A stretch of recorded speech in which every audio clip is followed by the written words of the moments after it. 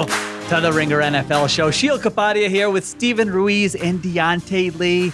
In a few days, we will be heading down to Nolans. That's how I say it. You're probably already annoyed by it, but I guarantee you'll be annoyed by it by this time next week. We'll be down there for Super Bowl 59 between the Chiefs and the Eagles. So for today's show, we're going to fire off some first impressions of that matchup, but also take a little spin around the NFL news, around the Cowboys, around the Jets, around the Raiders, around the Saints. And we'll get to all of that today. And Ruiz, of course, the biggest story today, I know nothing about this other than kind of the 10 seconds you guys told me about before we started, is that Bill Belichick thinks the Lombardi Trophy should be renamed after Tom Brady. Mm-hmm. Did I get that right?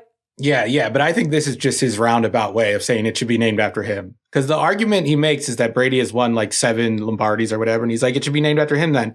But then the next step is like, but wait, it was named after a coach. So shouldn't it be named after a coach with a bunch of rings? Oh, wait, who's that? That's me. It should be named after me. So that's what I think he's getting at there. That guy's not going to give Tom Brady extra credit than he has to.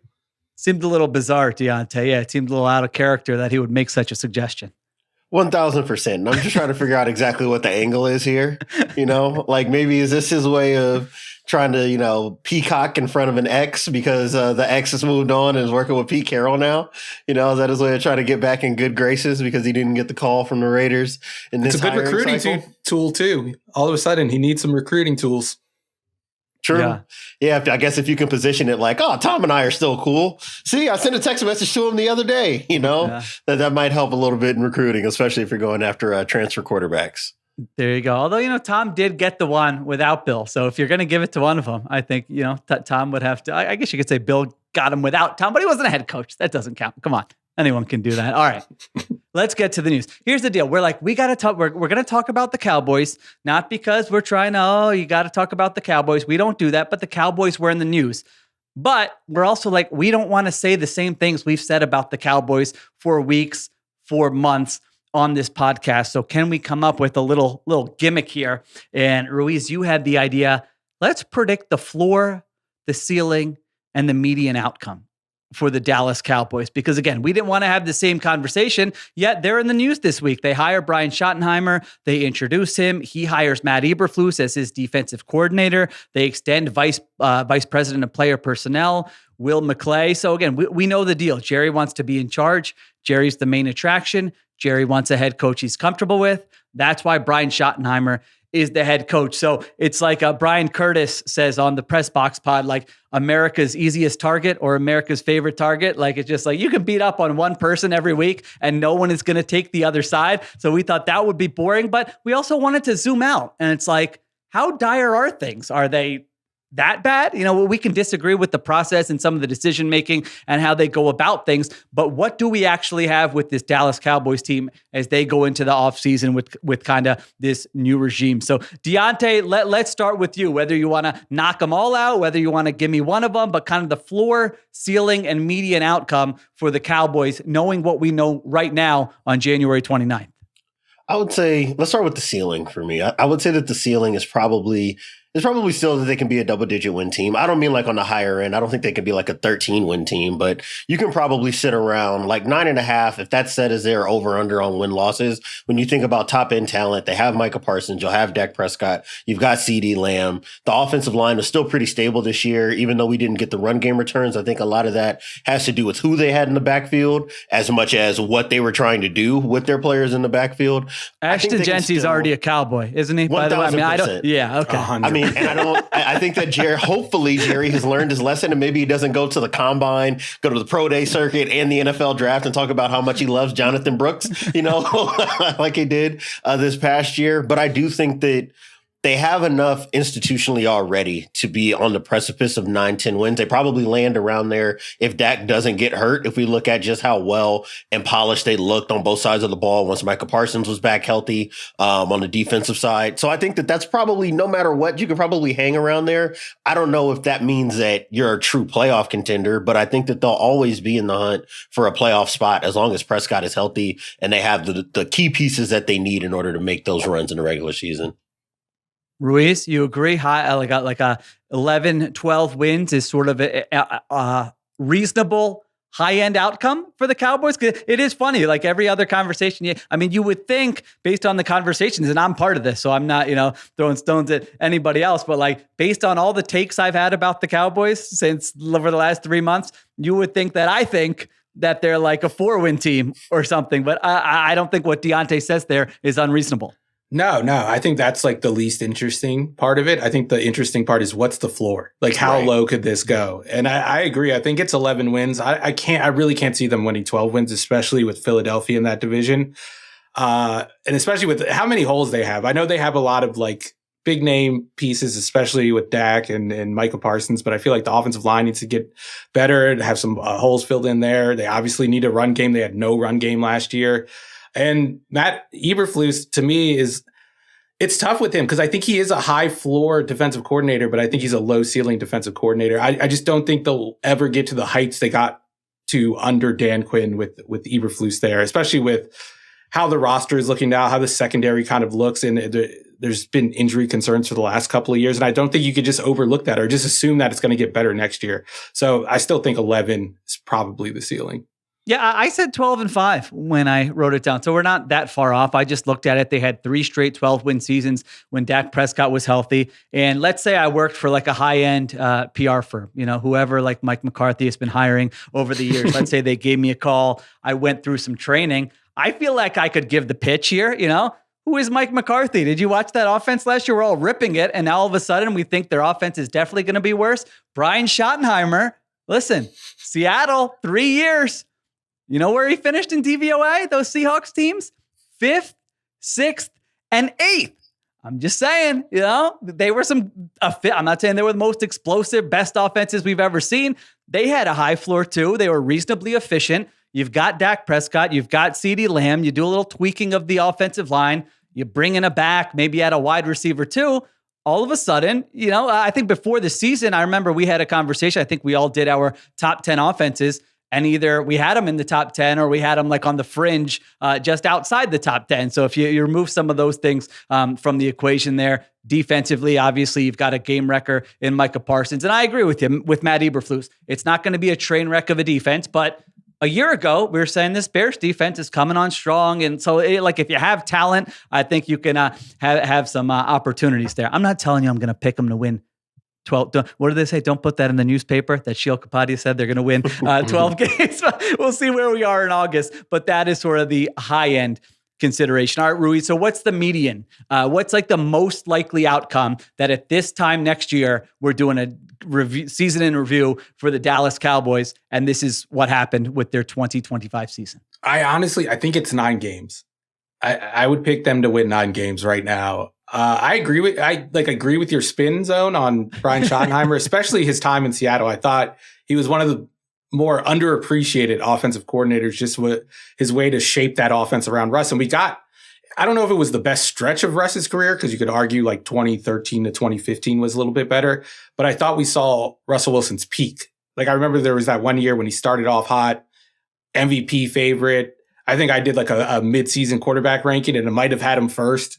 I believe it was 2019. So he did have some highs, but the rest of his track record as an offensive coordinator really concerns me. And I think he is a run-first coach with personnel that doesn't necessarily lend itself to that style of offense or this roster, and especially with Dak Prescott kind of running the show. And that's my one question is, how does it work with Dak Prescott? What does the offense look like? Does it look like a Brian Schottenheimer offense that we have seen pre-Seattle, or does it look like the Dak Prescott offense that we've been used to watching for the last 4 or 5 years? That hasn't really changed all that much, even with Mike McCarthy taking over for Kellen Moore.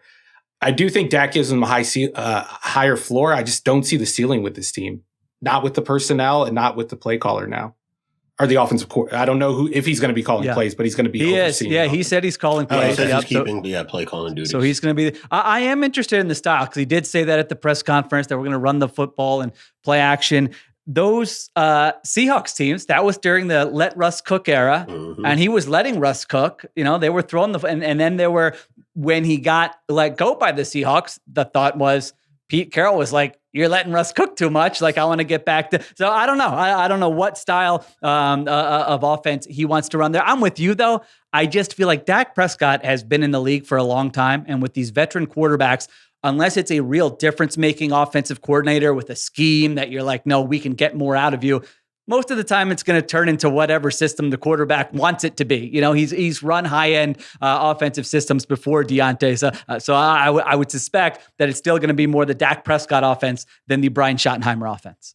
I would think so too. I will say that, like, I'm a little intrigued by Clayton Adams, who's reportedly interviewing for the offensive coordinator job. He was a Cardinals offensive line coach most recently. I still think, even though Brian Schottenheimer is keeping play calling duties, I think that maybe reaching in that direction, it kind of cues you into a little bit of Brian Schottenheimer's thinking, right? Of like, if this is going to be the Dak Prescott offense, let's go get another spread guy, because that's what a Clayton Adams history in the NFL is. He worked with Frank Reich when he was in Indianapolis. He's obviously been with Drew Petzing in Arizona. Both of those are more spread out, shotgun based offenses that can use multiple tight ends when they need to go spread to run, but are kind of based on that whole let your quarterback cook philosophy, right? That we're going to give him a lot of options in the passing game. That's a Coryell encouraging. Offense.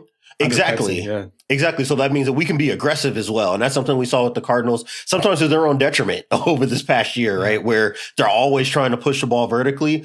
But I would say when Dak's at his best, those have been the attributes that we allowed. Now, obviously, it can get him into trouble, right? If the turnover luck is going in the wrong direction. But we think that Dak Prescott is the best version of himself when he's in an offense that's going to protect him and allow him to rip the ball down the field. And I think that kind of offensive style is what you're looking for between Brian Schottenheimer and Clayton Adams, assuming that that's actually what's at the front of mind. And this offensive line is on the younger side and needs some development. And I thought that Arizona's offensive line, at least in the first half of the season, for the issues that I thought they had on the depth chart, just looking at the names, right, on the interior, I thought they were able to run the ball pretty effectively. Obviously, I think just like the more spread out you are, the more predictable it gets you in the run game. And Arizona kind of ran into trouble in the back half of the year with teams just taking away some of their pet plays, some of their pet concepts. But I would like to see Dak Prescott operate in that kind of world. You might not be able to use him as a runner the way you can Kyler Murray, but if he's there and you can go more spread RPO-ish, spread quick passing game stuff, I kind of like the idea of adding that in as a layer to allow you to access some of the vertical push the ball downfield stuff later on. I do think that's where we could see the most improvement for the offense, is that we're going to go from like traditional West Coast Mike McCarthy quick game replacement for the run game. Like that's the extension of the run game from the passing game to, like you said, more RPO based on what the numbers are in the box. And if we don't have the look, we're just going to hand the ball off and get 4 or 5 yards that way instead of trying to throw like the perfect hitch route. And that's really what's gotten Dak into trouble when you look back at like the real embarrassing losses to like the 49ers. It's not him like trying to force throws downfield. Like we've seen him throw interceptions before in the past, but it's, I'm going to throw a hitch route and I'm slightly off and they pick it off. And now, or the wide receiver kind of gets beat on the route. Like when you go back through his playoff losses, that's always the case. Him trying to fit in a short throw to, it's like a high risk, low reward type pass. I think if Schottenheimer can kind of strip that out of the offense and replace it with more efficient early down stuff, I do think we might be able to see the best of Dak. I just think like over a 17 game sample, that might not necessarily lead to more wins. It might lead to like hipsters that watch film being like, oh, this is the best Dak we've ever seen. High degree of difficulty. Look at all these digs he's throwing, but like it doesn't lead to more wins. I can see that happening totally.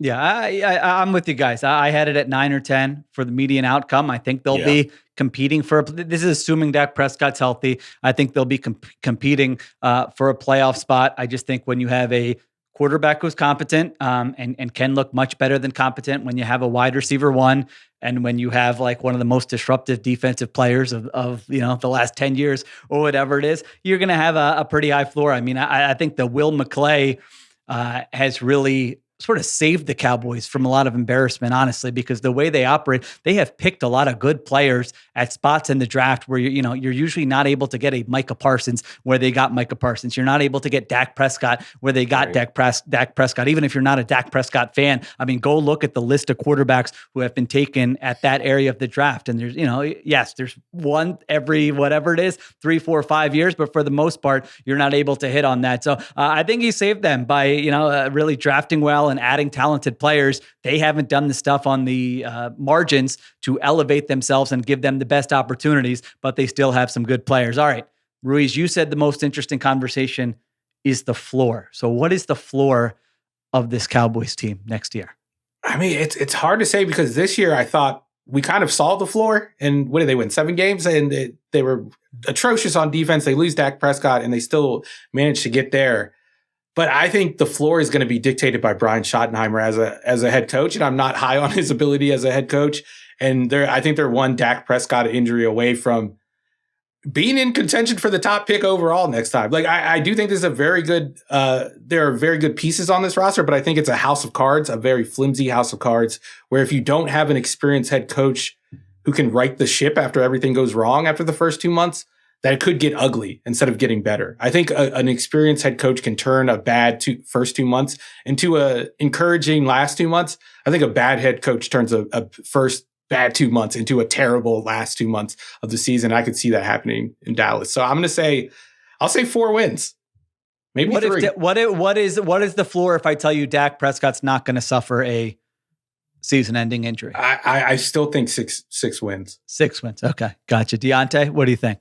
5 to 6, I think, is my floor. And a lot of it for the same reason that Steven said, right? Like, I think that what we saw this year, the fact they were able to get to 7 wins is because you have Mike McCarthy and Mike Zimmer in the room. For all of my criticism of McCarthy and Zimmer, clearly these guys have been in the league forever. They know how to game plan. I can get the ball in my best wide receiver's hands. I can cut Micah Parsons loose and let him look like the best defensive player in football. And we can probably ride that to at least be able to compete with teams, especially when the schedule kind of lightened up for them in December. I think that first year head coach, if something goes wrong, the amount of heat that would be on his shoulders. And this is a little bit more like ethereal, right? Like this is less about what we could say empirically for sure. But I just have a lot of questions about a guy who, as Jerry acknowledged, was considered a career assistant before he was considered the Dallas Cowboys head coach, as he said. So I don't know what his reaction is going to be to that kind of pressure, right? I think it's easy for Jerry Jones to say, I did this with Jason Garrett. It couldn't be any worse than it was with Jason Garrett. I don't know that you can just copy and paste the same kind of approach for this, right? And then on the other side, and I don't know if this is fair to say, I just know the defensive coordinator you hired, when things started going sideways there, everybody let go of the rope immediately. That's true. So I just have concerns about like the people in the building. If you're able to manage expectations, if you're able to manage disappointment, Steven noted it in the NFC East, right? Even if the Giants may not be able to compete next season, but Washington already exists and they have a potential franchise quarterback, and you have arguably the best depth chart in football in your division as well in Philadelphia, there's not a lot of margin for error for you if you're Dallas. And you're going to have to see, you're going to play high profile games. You're going to get every team's best shot no matter what, because you are the Cowboys. I can see it snowballing and you being a 5-win team, a 5-12 team. Even if things are pretty decent, if we're watching the tape and we're saying like, oh, they don't have major holes in terms of play calling or scheme or anything like that. They've just got clear roster holes and they don't have a coaching staff that's good enough to help them overcome it. And I do think I know I put all my concern on Schottenheimer, but I do have some concern about Eberflus, and not necessarily because of like how he coaches defenses, but I do think like his reputation coming from Chicago was really damaged. And then you have these players, like maybe I'm just putting too much on Micah Parsons being extremely online and paying attention to this stuff. But no, I like that point. I could see them quitting on him if things go south in the first couple of months and him having trouble kind of reeling them back in, because his defense is very much based on effort. Yes. Like if they're not getting effort, that defense does not work as it's designed. Like Eberflus will say this on it like himself. Yeah. So that's a concern for me. I like that. That's a good take. And I'm not placing a value judgment on anything with Eberflus. Like I try not to put value judgments on personality traits. I just know that to Steven's point, if we're talking about Trevon Diggs, Micah Parsons, some of the top end guys on this defense, they all seem to love Dan Quinn and love Mike Zimmer. Those are two intense guys when it comes to teaching their defense, right? And guys who demand you to play at a certain level if you're going to be of value to them and how they want to build what they do. I don't know if we saw that from Eberflus's defense when things started going sideways. We didn't get the best versions out of Jalen Johnson when things started going sideways. You didn't get the best version from Montez Sweat and just that defensive front in general when things kind of started falling apart. it just comes down to managing personalities. And this is not just any other franchise. We're talking about a place that is kind of built on cult of personalities from top to bottom. Yes. I just have a lot of concern of what that pressure cooker is going to be like when Micah Parsons wants to get paid and you got to win and your quarterback has already been paid $60 million and you need to win. And your owner is always going to be on the radio locally and always going to be in front of TV screens locally talking about what's going right and what's going wrong with your team. I don't want to assume that things will go poorly for the Cowboys because for all we know, top end talent might be healthy and available in a way they weren't this season, and it may be just fine. I can just see the timeline where even if everybody's healthy, just they're not prepared for exactly what that moment is to compete in the NFC. That's honestly like the best point, I feel like, is that they do have this top end talent. And if they are a good team, it's going to be because of this top end talent just having extraordinary seasons and kind of elevating the whole roster. I don't think it's going to be because of improvements to the coaching. Right. And then that lends itself to questions about the ceiling and about what they would do in the playoffs. And I just feel like I would not be confident in any Cowboys team that walks into the playoffs, no matter what their record looks like, no matter what the regular season looks like, because of the coaching staff and like the trust they've earned or haven't earned from us. Yeah, it's hard to, you're right. Even if the regular season goes well with the history baked in there, and then you're seeing these now, maybe they'll have great seasons next year, but I cannot really envision a scenario where we're previewing wild card weekend and being like the Cowboys have an edge over Sean McVay, Vic Fangio, Kyle Shanahan, Packers, whoever you want to name in the NFC. It's hard to get there. Maybe sometimes, coaches prove people wrong. Maybe they'll prove people wrong. I had 7 and you guys, have me bumping down to 5 or 6. I'm with you. I think you're right. The possibility of an implosion is probably a little higher than I gave it credit, that I accounted for. The Eberflus point I love because that was a defense that had, I thought, like top 10 talent going into the season. They underachieved. All the focus was on Caleb Williams and the game management and all that. Their defense ranked 22nd or 23rd in defensive DVOA. And that was supposed to be a defense on the rise. And when it got rocky, it got real rocky and fell apart in the reports of,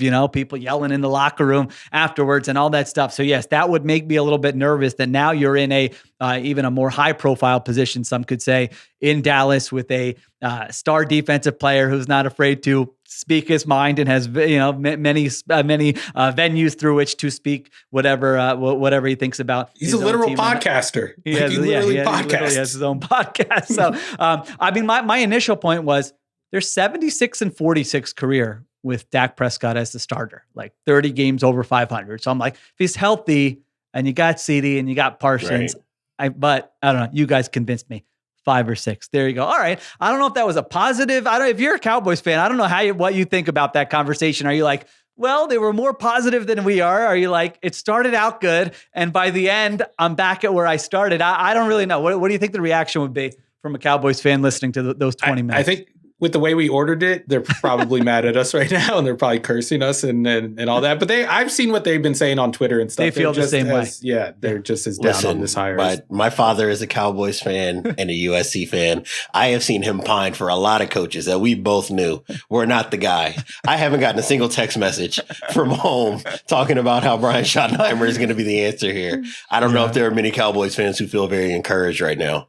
Yeah, I haven't seen that take from anyone, quite honestly. We went as close as anyone would even think about to going there. And even, we had to give 400 caveats before we actually went back to those Seahawks days. All right, let's take a break. We come back. We got a bunch of other teams to talk about: Raiders, Jets, the New Orleans Saints, and then some initial thoughts on the Super Bowl matchup. All right, we're back on the Ringer NFL show. All right, topic number 2. So Pete Carroll introduced as the Raiders head coach, Max Crosby in attendance, Marshawn Lynch in attendance there. Our question is, who is the Raiders' best option at quarterback? Because when you look around the NFL, it's not a bunch of teams that have this big question at quarterback. It's, maybe 3, 4, 5 teams where you say, all right, what are they actually going to do this offseason? And Pete Carroll made it very clear at his opening press conference that this isn't like a 3 to 5 year rebuild. That's not why you hire Pete Carroll. So I think it's a very interesting situation. They're not drafting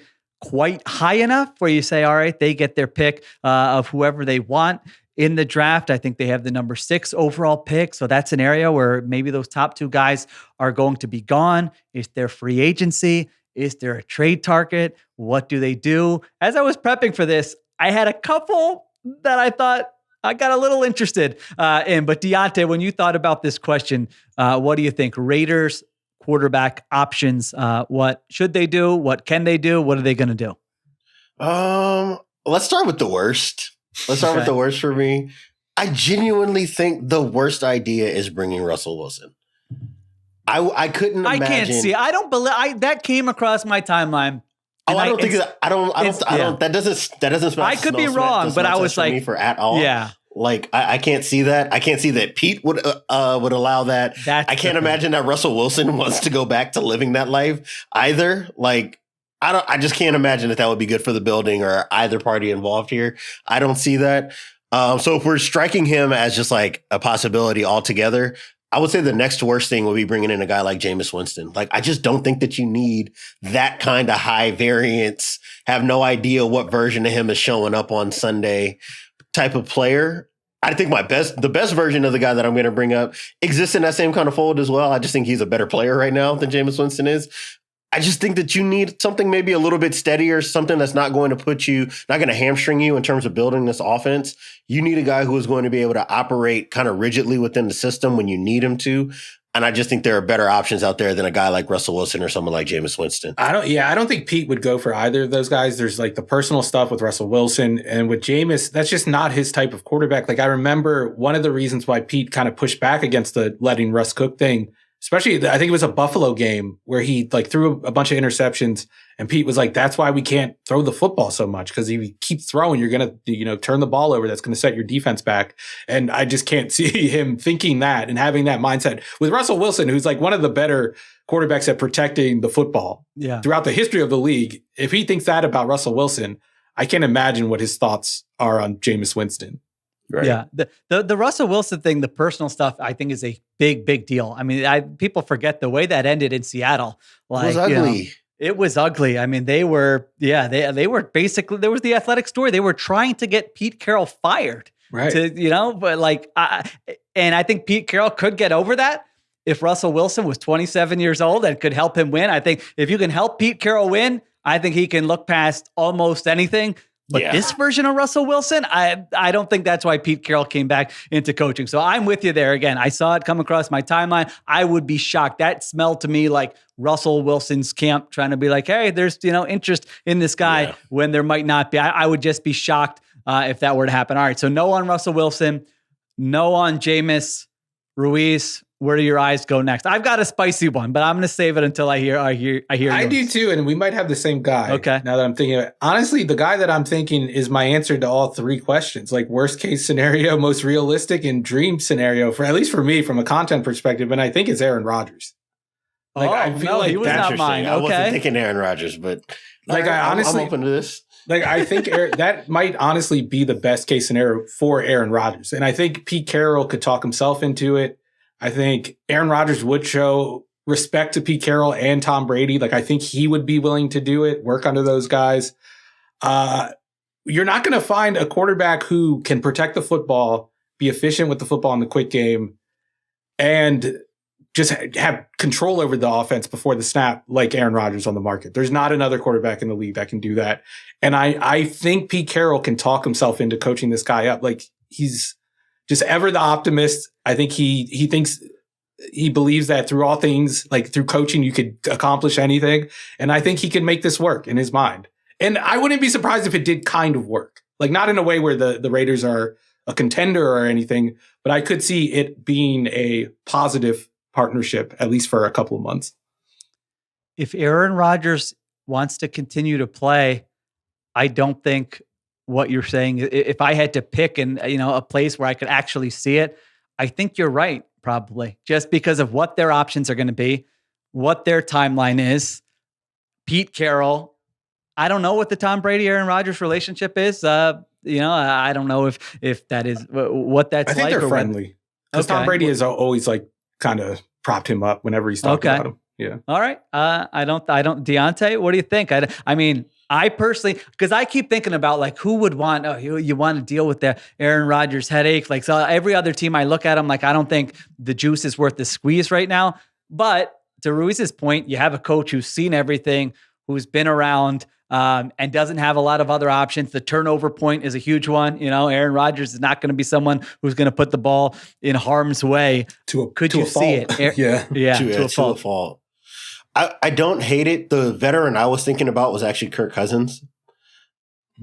Okay. I could see a trade there, especially if they're able to negotiate down whatever the asking price will be, or work on whatever the contract stipulations might be of who's going to be liable to pay for what. I could see that. That to me, I think gets you the best median outcome, right? Because you're going to bring a guy in, and I think that whether it's a guy like Rodgers or someone like Cousins, it makes sense if you're going to anchor them to something else, right? You have to have another quarterback that they're anchored to. So that way, if it's clear that because of age, injury, whatever the case may be, that you need to make a change, you can do so. You don't want to be stuck in New York situation where it's clear that Aaron Rodgers really doesn't have it, or that just the environment is not conducive to winning right now, but you got to keep trotting the guy out, and it gets depressing for everybody. And the same thing happened in Atlanta. And thankfully, for all the conversations we had about Michael Penix as a draft pick at the time, they had a way to pivot when things were going sour there. I can see if you're Pete Carroll thinking, hey, I want to get this thing turned around within 2 off seasons, bringing in a veteran, anchoring him either to a rookie who you can try to fast track for year 2 to take over as a starter, or a cheap veteran that can maybe just do the job and get you through, in order to go, aggressively seek after a quarterback after you address some other roster holes. I can see that making a lot of sense if you're John Spytek and if you are Pete Carroll and you guys are sitting trying to plan exactly what this 2 to 3 year window is going to look like. Yeah, I love the point that we will probably echo 100 times in the weeks ahead, that these aren't either or situations where it's like you bring in Aaron Rodgers and then, all right, well, now you're not drafting a quarterback. No, it's like this is what they did in Seattle. Like, take multiple bites at the apple and hope that one of them hits. And if someone proves that they're better than the other guy, then you play that guy. It's easier said than done, but I do think it's the right approach when you don't have another answer there. So I'm about to piss a lot of Raiders fans off. You know what this team could really use right now? Someone like Derek Carr. Uninspiring, boring, not really, safe with the ball to a fault.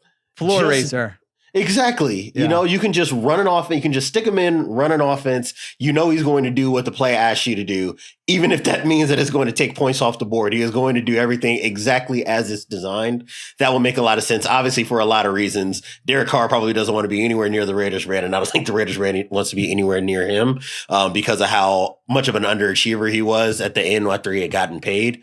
But I can just see making a veteran trade like that to me would make a lot of sense for this team and a lot of sense for Pete Carroll. I think taking in a rookie quarterback and just leaning upon that as part of your rebuild strategy probably extends the building timeline, because there are just so many things that this offense needs to address before it looks viable again.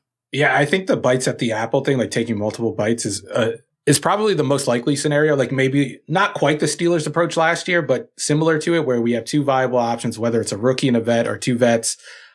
Makes the most sense. Like, ironically, the thing that kind of started the beginning of the end for Seattle and Russ wasn't it Pete Carroll going to Josh, or I don't know if it was Carroll, but it was Seattle going to Josh Allen's pro day in 2018, which, that was Russell Wilson's peak. And apparently he got really mad about them doing that. But that's just a franchise doing their due diligence. And I think Las Vegas will probably take the same approach to building their quarterback room up, because they need to build it up from the ground up. Steven, how much would it take to get for the Raiders to get their hands on Bryce Young? What's the draft compensation got to be? I think 2 day 2 picks would be enough. Are we talking more 75 to 100 or more? Yeah. Because I feel 75. Yeah, I feel like honestly, like a third, 2/3 would be. I don't know. It's hard to say, because I feel like Carolina fell back in love with Bryce Young at the end of the year. I think that's going to be a mistake in the long run. I think he did improve, and I think he showed he was a better quarterback than he had shown the previous year, but I still think there are very serious questions about his ceiling in that offense and his physical ability. So I don't know. I do think people that building like Bryce Young, though. So I think it would be hard for them to part ways with him. But I mean, if it was me, give me a 3rd round pick and we're in business. But the thing is, if you're the Panthers, see, I would need more than that. And it doesn't mean that I'm in love with Bryce Young, but to have a guy who, if you think he can be the 21st best starter in the NFL on a rookie Which is deal. realistic. Like even for me, who I am down on Bryce, like I could see him reaching that ceiling. Yeah, exactly. So, and then if you're more optimistic on him, then you're not giving. I wouldn't trade that for a third round pick. All right, here are my two juicy ones. Now, no one mentioned Sam Darnold. Real quick, no on Sam Darnold as a Raiders I was going to say he destination? was one of the names of like best highest ceiling outcome, Okay. right? If the assumption is that he can still produce at the level he did under Kevin O'Connell. Obviously, that's a long shot because you're talking about a complete change in terms of offensive system and quality of quarterback development. But that was somebody I had in mind. Now I want to go back and watch the games that Tom Brady called with all the prospective quarterbacks that they could be going after and see what he says. It's really a bad move by Fox never having him commentate an Aaron Rodgers game. That would have been great TV. And we never got one, not throughout the whole season. How did that happen? Yeah. I think Darnold is a if the price is right type option. I would not be the team giving him 3 years like the Baker Mayfield deal. No, I'm not doing that. If he doesn't have a huge market and it's like, hey, 1 year, whatever it is going to be, let's see how this goes and then see it going forward. I think that could be interesting. But here are my two juicy ones for you. Okay. I'm going to throw this to Ruiz and you'll understand why in a second. I know. I know. Who's I have two actually. First one, you're John Schneider. Geno Smith is going into the final year of his deal on a very reasonable deal right now, by the way, but obviously you're going to have to probably make a decision. Are you going to extend him or not? What offer would make you not hang up the phone on your old buddy, Pete Carroll, for Geno Smith? Geno Smith deserves to finish his career with Pete Carroll. Come on, the guy who gave him a chance, great bond. They view the game the same way. Give him some offensive line help. I think that would be fun. Give like 2 to 3 years with Geno Smith. You draft a quarterback somewhere along the way there, and you go from there. What is the draft compensation though right now? If you're the Seahawks for Geno Smith, I need a second. And a second in the top half of the round because one, you're getting one of the best contracts in the NFL for one year. Then you have to pay him though. But for that 1 year, and you can kind of base the negotiations around that 1 year, kind of use that as leverage. I think he's a good financial deal. I don't think it's going to work out if he goes to the Raiders just because of that infrastructure and how much they need to build around the quarterback position. But like, I would even like a late first, I would even ask for. I think he's a top 10 quarterback, man. I was gonna say if I'm John Schneider, like in a vacuum, yes. Like if I just go in trade simulator and I drop in a 2 for Geno Smith, it's probably a pretty good value for me. If I'm John Schneider, you're sending me back to the quarterback mill if I trade away Geno Smith. It's going to cost a 2. It's going to cost a 2+. Like it doesn't have to be 2 top 100 picks, but it's going to be a 2+ because I need to be equipped with the capital to be able to pivot and try to go get another quarterback of my own. And there's no guarantee that whatever I'm bringing in is going to keep us where we were, which is basically within a couple games of being able to be an NFC West representative in the playoffs. It doesn't necessarily make it right? But this is where the quarterback premium conversation has to come into play. If I'm Seattle, I don't want to trade him right now, period, if I can help it. I'd like to be able to extend this contract at a reasonable number if I can. But if I absolutely couldn't, even if the guy's expiring, it's probably going to cost me a 2. It's probably going to cost whoever team is trading for him a 2 plus some like top 120, top 150 draft capital. So that way I can pivot quickly or try to go acquire something else. The Raiders have picks 68 and 73. 73 is from the Jets. Give me 68 and 73 and I'll think about it. We can talk. Yeah, we can definitely talk if 68 and 73 is at the core of the deal. I agree that if I'm the Seahawks, I wouldn't feel that motivated to make that deal, but they're sort of in a weird spot. Like I don't know that they want to give Geno Smith a real extension. They're a competitive team, but they haven't really they haven't been bad enough, I guess, to really do like a full they've done a nice job of transitioning and staying competitive. I just don't know what direction they want to go in. If they were to see a quarterback who they liked elsewhere and say, hey, this guy's on a rookie deal, maybe they consider it. I would call if I were the Raiders. And the other team I'm calling, this is the one I was excited about. See, now I get into offseason Sheil mode where I'm just looking at these teams going, they should do this. Can you call the Colts and just say, are you definitely sticking with Anthony Richardson? Or, is like what? I don't know. I have no idea what the Colts think about Anthony Richardson. The way last year went was so all over the place that you could tell me that they're going to have secret conversations with people at the combine right now about him. Hey, anyone interested? Don't let this get out type deal. Or you could tell me he's definitely going to be their quarterback at the start of next season. But there was some buzz in that draft that are the Seahawks a little interested in Anthony Richardson. Now, I don't know if that was Pete Carroll. I don't know if that was John Schneider or someone else. I want it for Anthony Richardson because this is the Pete Carroll superpower. Take a guy like that who got benched, who there's questions, who, this guy can't. That's the guy Pete Carroll can reach more than any other player in the NFL. With the Raiders, that's the one I got excited about. At least make the call. I hadn't even thought about that one, but now I'm excited. Now I want it to happen. Yeah, also, just seeing Anthony Richardson in that Raiders aesthetic as a football fan, that would be elite. Running all over the place. He'd have to be good, right? And at that point, you put on the black and silver, you have to be. I guess you could say that about all the other Raiders quarterbacks who failed. I'm sure Terrell Pryor and Jamarcus Russell looked good in it too. But but I totally agree because I think Pete Carroll is a guy who seems to understand quarterbacks. Like I know he got kind of a bad rap in Seattle with like how they handled Russell Wilson, especially like oddly enough at the height of Russell Wilson's powers, everyone was always questioning their offensive approach. But in hindsight, he was probably the guy that knew Russell Wilson the best and like set up the offense to get the best out of Russell Wilson. And I could see them finding a similar formula depending on how the offensive staff kind of works itself out with Russell Wilson. I'm not going to lie. Anthony Richardson. Just like flatly, if I were Shane Steichen and Chris Ballard, I'd probably not like to have the rest of my job security anchored to Anthony Richardson after what it looked like in 2024. And if I can get out, if I can pull the rug out a year early, rather than have my owner look at me and say, hey, man, you told me that this guy who we drafted in the top 5 was going to be something. And it's been 3 years now. And he's either still not playing or not playing to the level of a competent quarterback while other teams are, continuing to make gains in the AFC.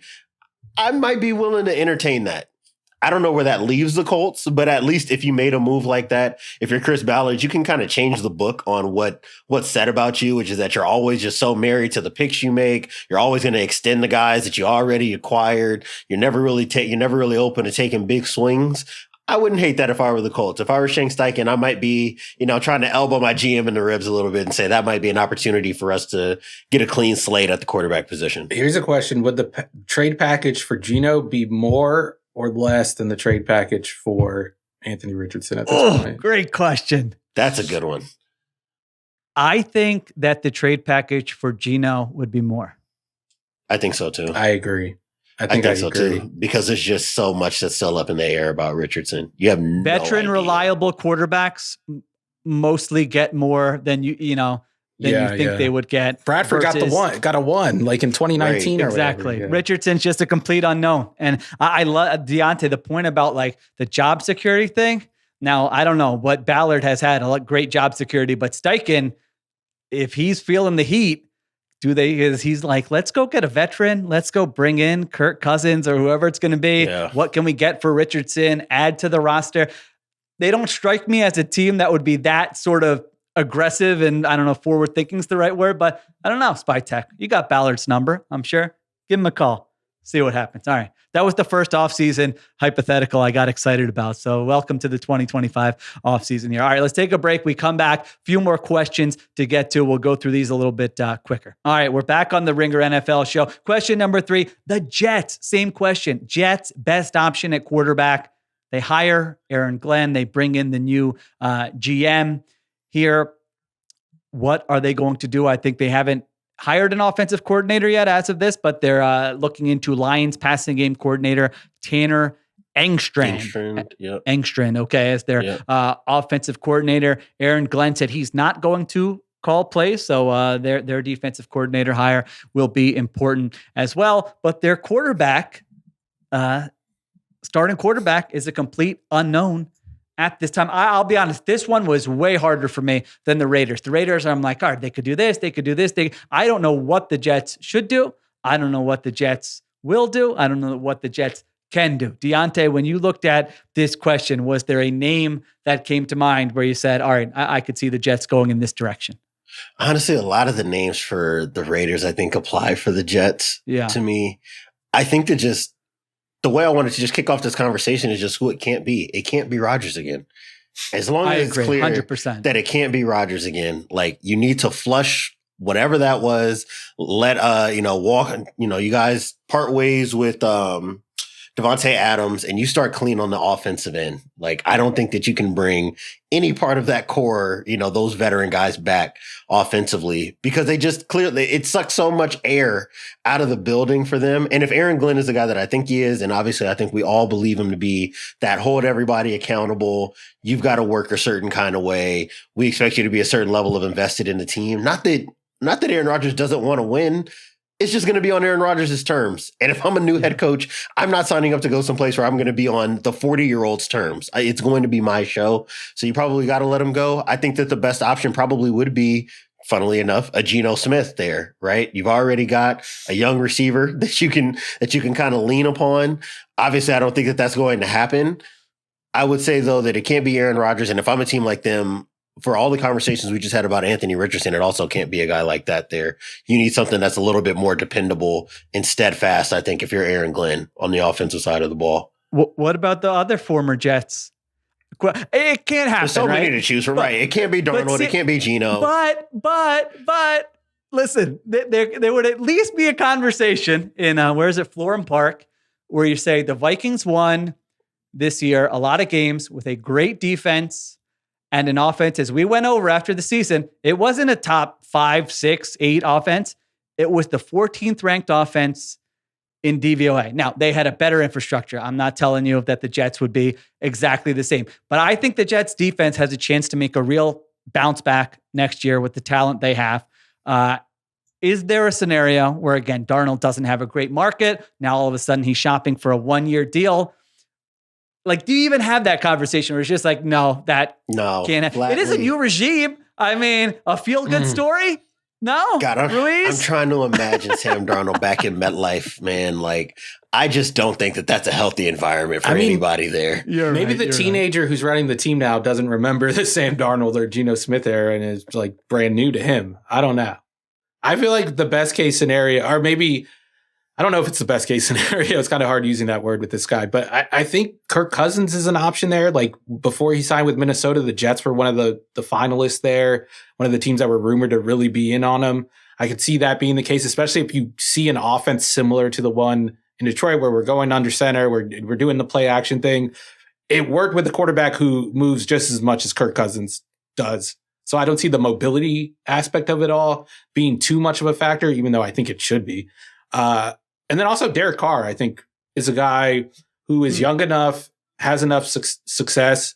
If you look back at his, even the last couple of years, his numbers are good. Like, we've all seen it and we know what's going on there, but his numbers are good. So you can convince yourself that he's been a productive quarterback. He has a high PFF grade. I'm pretty sure if you looked up his PFF grade over the last 3 years, he's probably better than Mahomes.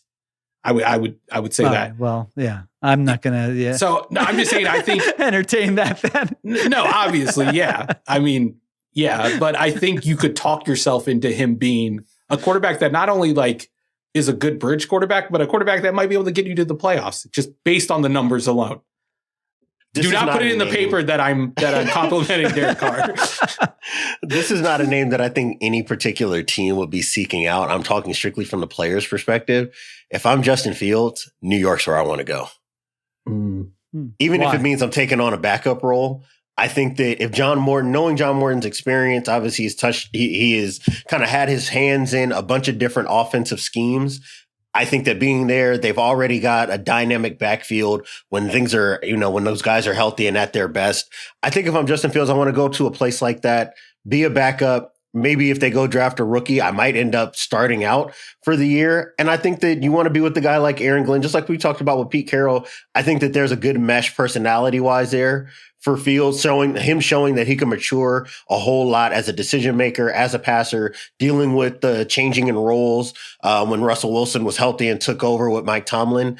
If I'm him, I want to go to a place like that. They've got a go-to receiver that I can get the ball to quickly. And that's what Garrett Wilson does best anyways, is work underneath.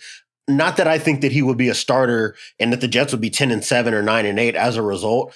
I just think for a younger guy that would be available that you would not have to depart with a bunch of capital with to bring in. He's probably going to be one of the last guys at the dance, no matter what, in the quarterback carousel this year.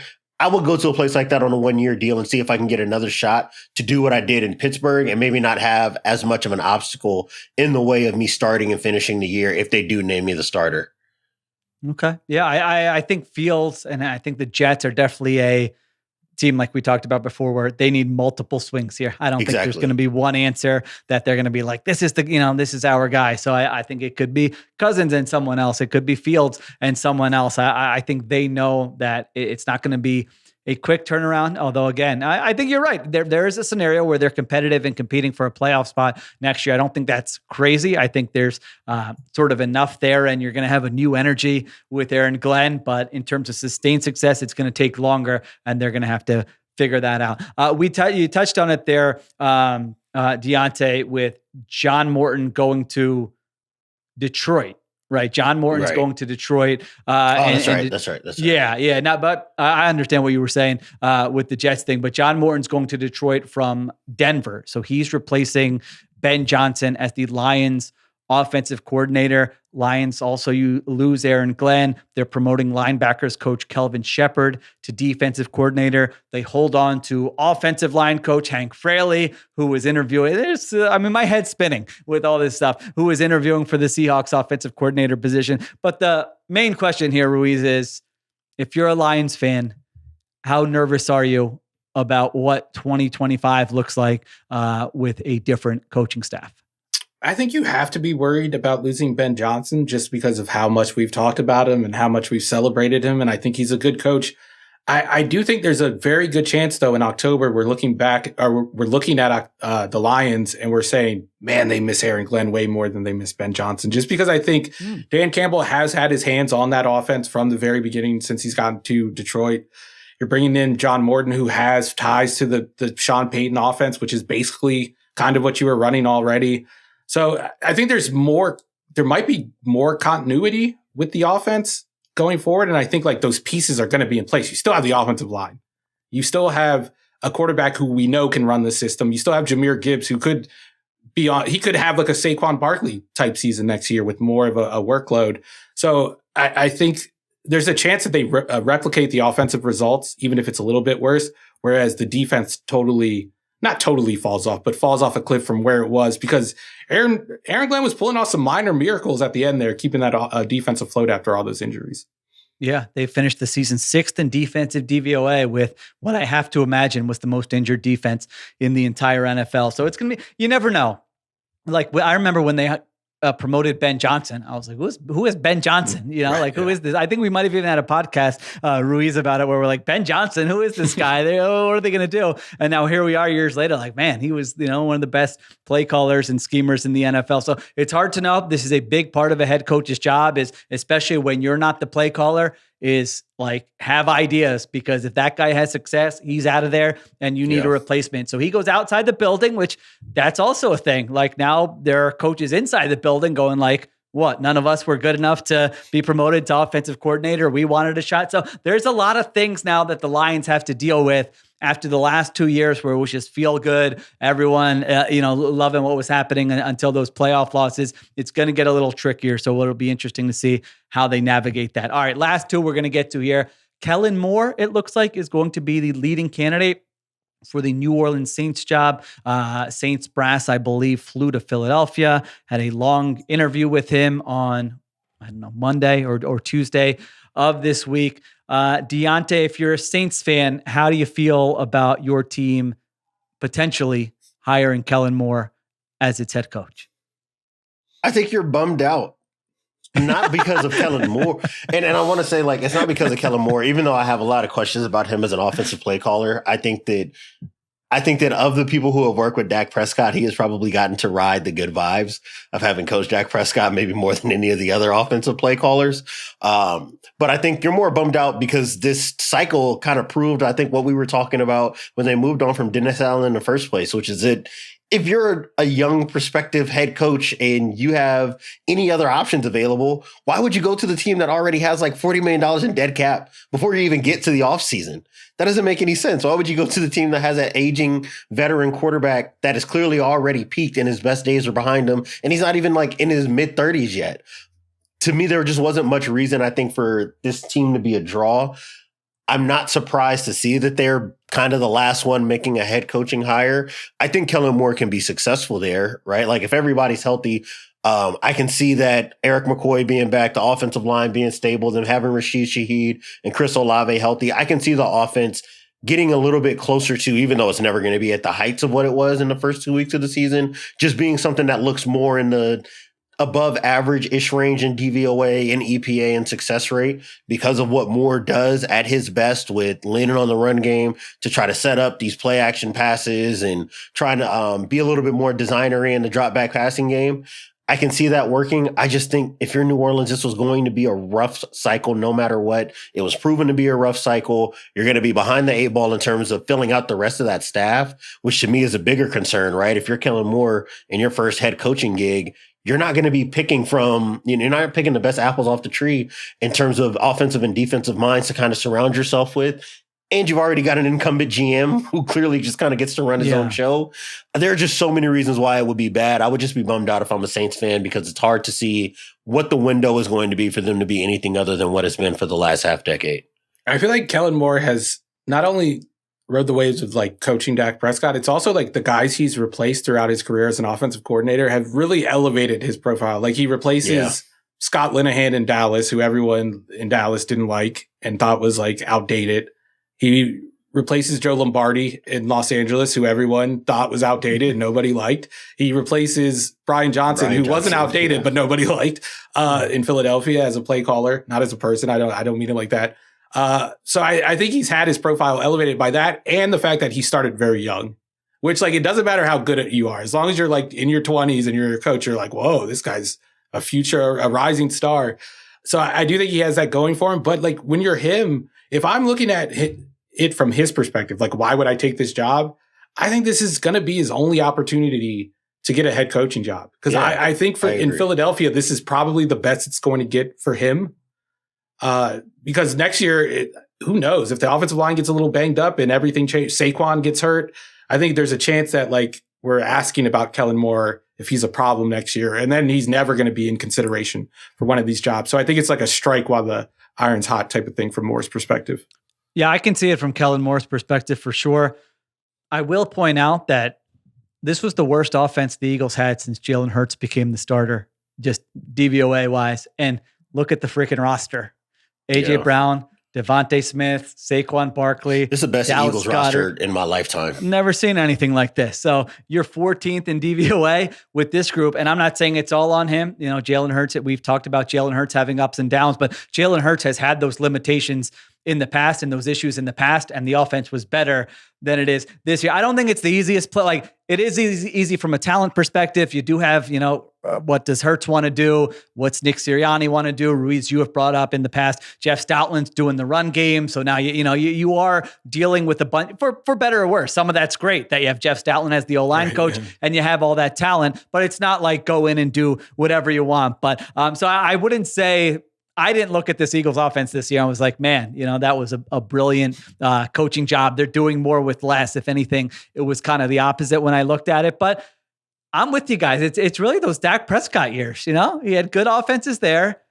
And since then, he coached Justin Herbert. That wasn't Justin Herbert's best season. I know they had injuries and other issues there. This wasn't Jalen Hurts' best season. This wasn't the Eagles' best season. So I'm very much, I don't know what to make of it, but maybe he'll have success. And I do think the Saints also had, to Deontay's point, I don't think that was your number one destination if you were a head coaching candidate to go to New Orleans this cycle. So no, they were like 2 turndowns away from interviewing Diante for the job, honestly. I don't know if I would have taken that one either.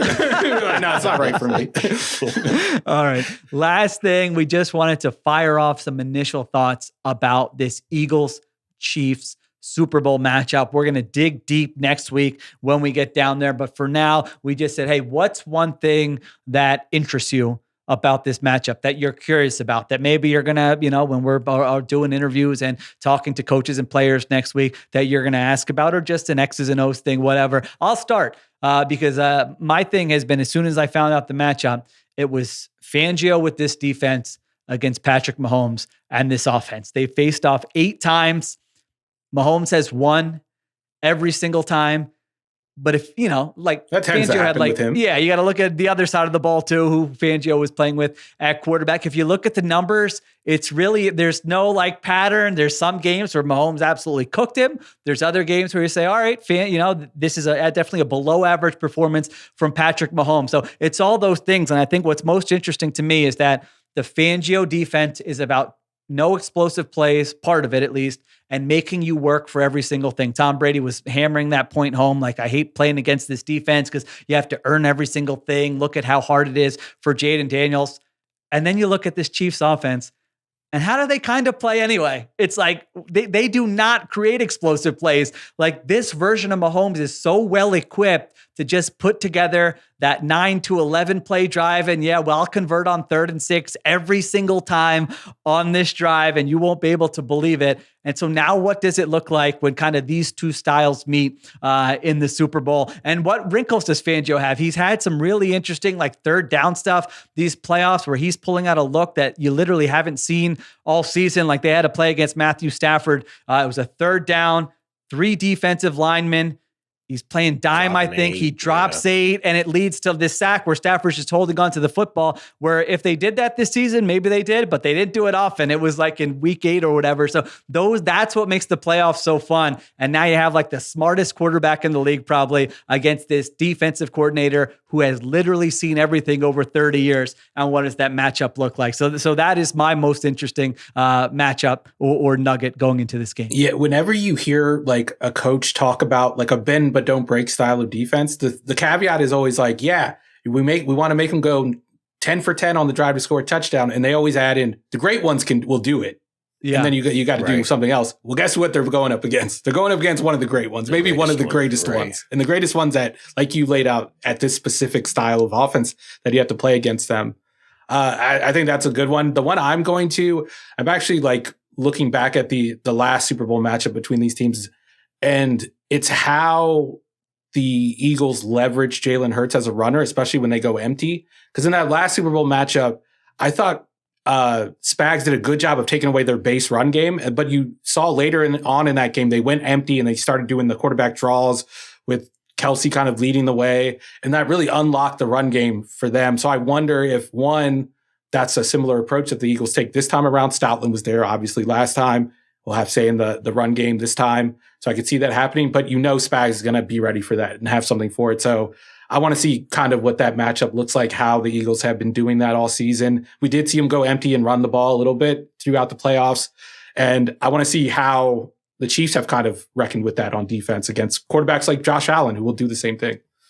For me, and before I get to mine, to kind of talk about something that Sheil brought up, I think the most impressive thing to me for Vic Fangio and this defense in this postseason is they've done so much to basically put quarterbacks on an island where they have to do so much of the work themselves. I would say outside of the Rams game, and I don't even know how much of this you can attribute to just Sean McVay as a play caller, bad conditions or whatever. For the other 2 playoff games they've been in, they have totally cut off their opponent's offense's ability to run the football. And they've left the opposing quarterback on an island in obvious passing situations where you don't have to blitz if you don't want to. You don't have to play man if you don't want to. You can keep that umbrella over your defense. You can pick out the matchups that you want and allow Milton Williams, Jalen Carter. We've seen obviously some splash plays from Nolan Smith, who I think Bo Wolf pointed out on his podcast that this is the most single postseason sacks that has happened for an Eagles player in a postseason. So he's obviously had a bunch of splash plays.